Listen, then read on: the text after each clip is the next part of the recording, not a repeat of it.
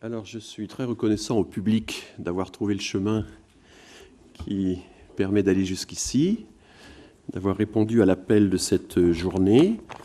Je vous signale donc que cette journée des sciences sociales a deux aspects. Il y a la présentation, il y a ce colloque aujourd'hui, et puis il y a aussi deux pages qui sont publiées dans Le Monde de cet après-midi, le supplément Idées et Culture, donc consacre à cette journée une double page. Et donc je vous invite évidemment à vous y reporter. Ce sera un autre point de vue, écrit en toute indépendance par une journaliste, sur les thèmes qui sont agités dans cette journée.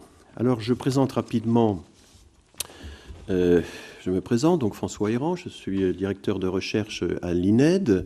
Je suis actuellement aussi le directeur des sciences humaines et sociales à l'ANR, l'Agence nationale de la recherche.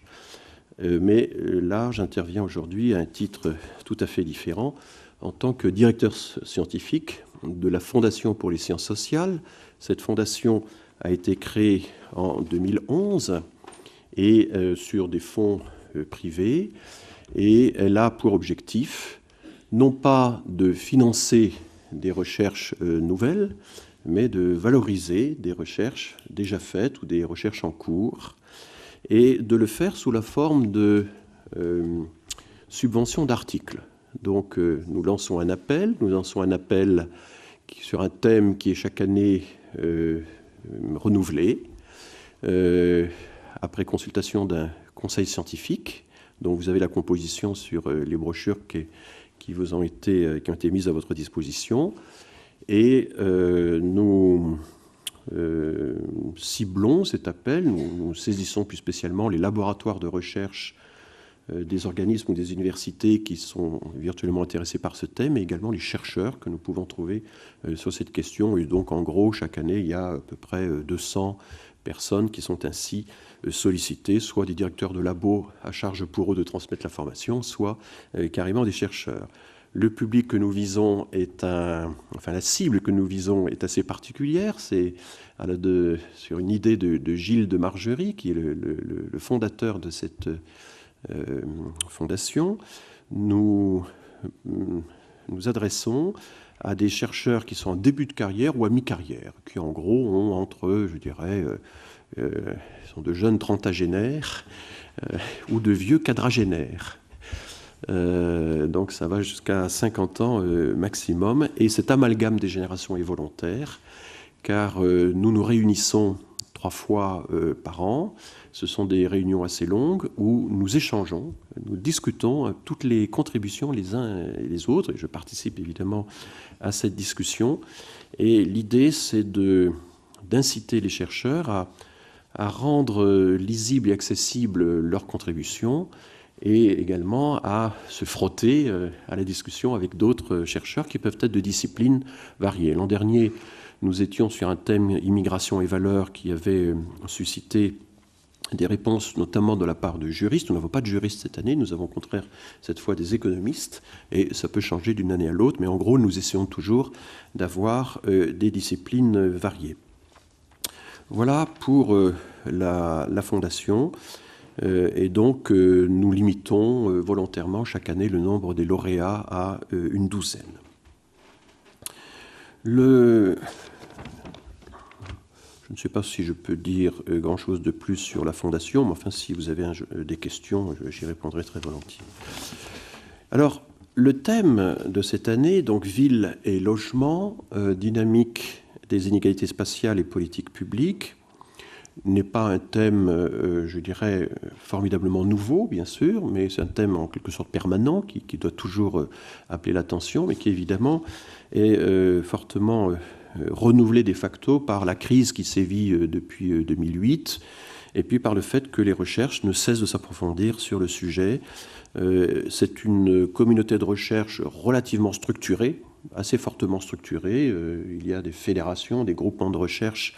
Il y a une relative facilité à obtenir le catalogue des chercheurs qui travaillent sur la question des politiques du logement et des politiques de la ville. Et donc, la sélection a été assez vive cette année, puisqu'il y avait pas mal de candidats. Il y avait une soixantaine pour 12 postes.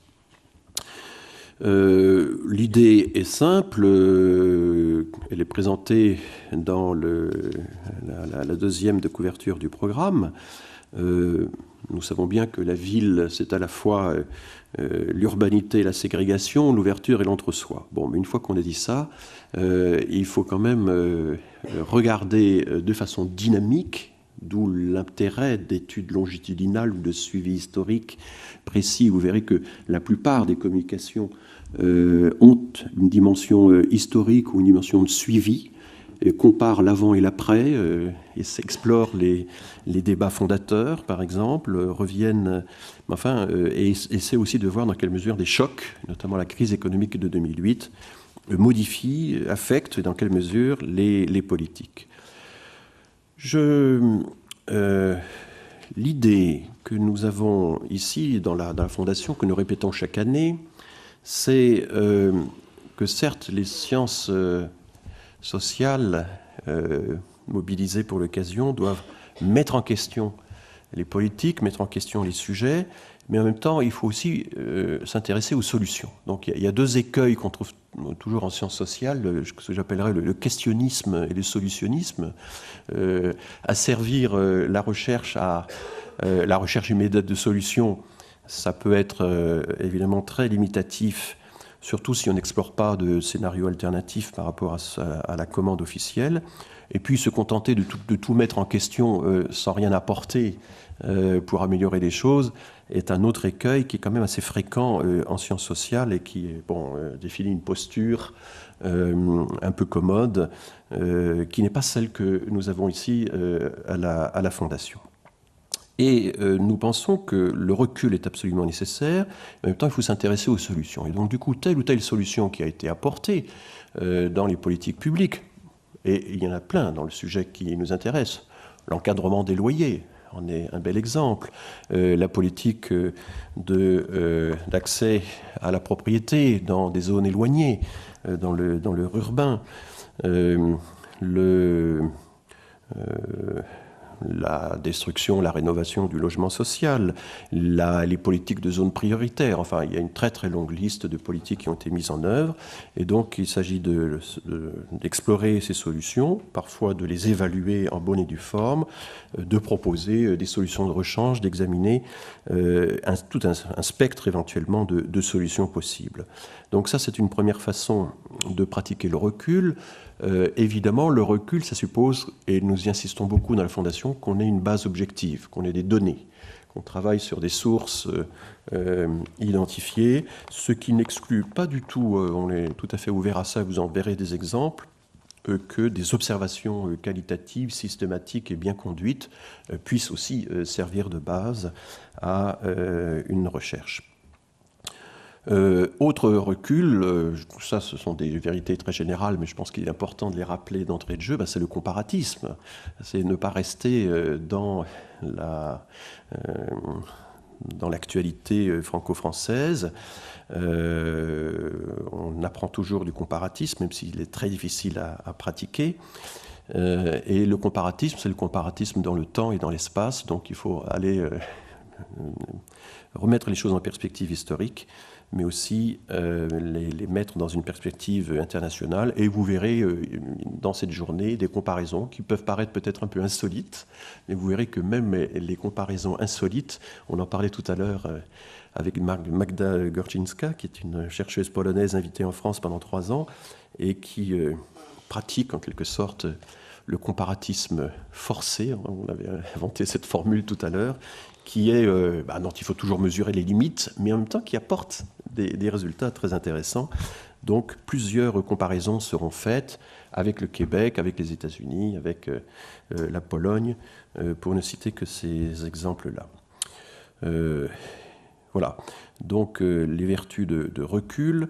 Et du coup, notre ligne de conduite et qu'on a observé à travers toutes nos discussions, c'est que il faut éviter à la fois, et là encore je vais utiliser des mots en isme, le complexisme et le simplisme.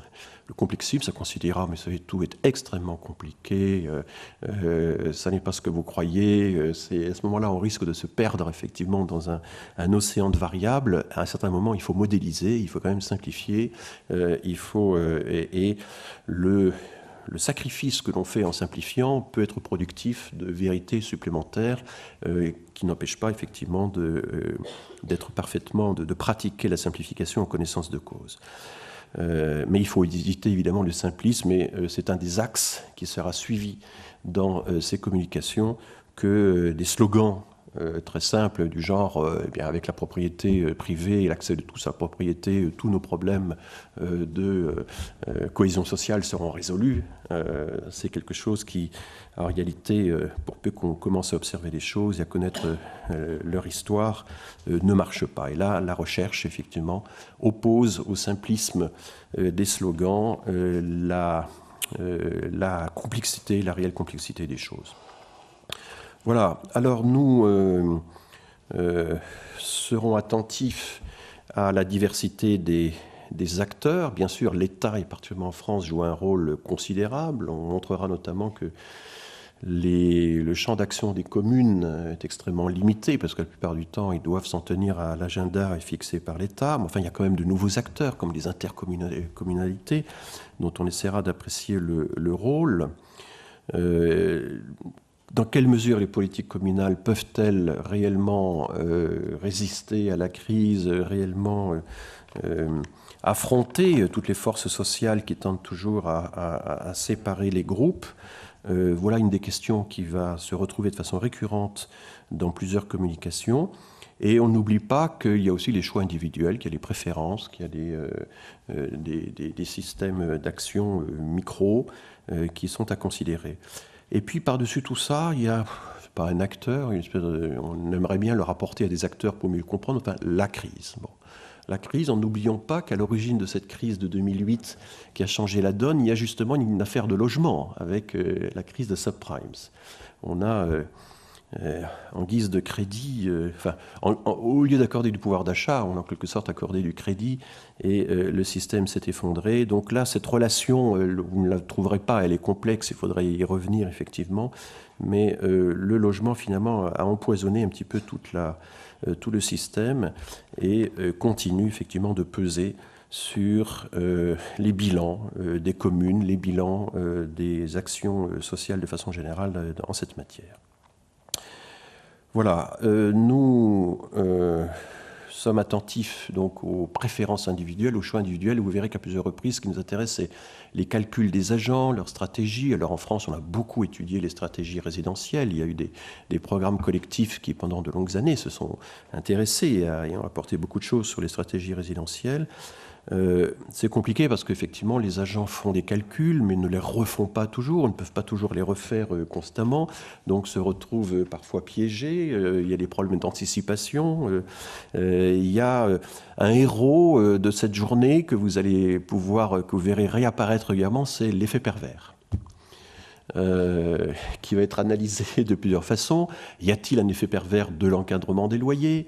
Y a-t-il un effet pervers de la mesure prudentielle consistant à limiter le taux d'effort en dépenses de logement au tiers du revenu des ménages, etc. Donc vous allez revoir régulièrement, évidemment quand on évalue une politique publique qui voulait bien faire, elle se pose la question de savoir, mais est-ce que le remède est meilleur ou pire que le mal? Et c'est la grande question de l'effet pervers. Et ceci nous ramène à un point qui m'est cher, et je terminerai là-dessus, le fait qu'en sciences sociales, on est constamment en train d'argumenter, les acteurs argumentent, et l'argument pervers est très utilisé en politique, comme l'avait montré Hirschman dans son livre sur les 2 siècles de rhétorique réactionnaire. Raymond Boudon lui avait répliqué en disant que l'utilisation de l'effet pervers n'était pas le monopole de la droite qui voulait empêcher les réformes, que ça se pratiquait aussi beaucoup à gauche. Et peut-être qu'on en verra des exemples dans cette journée.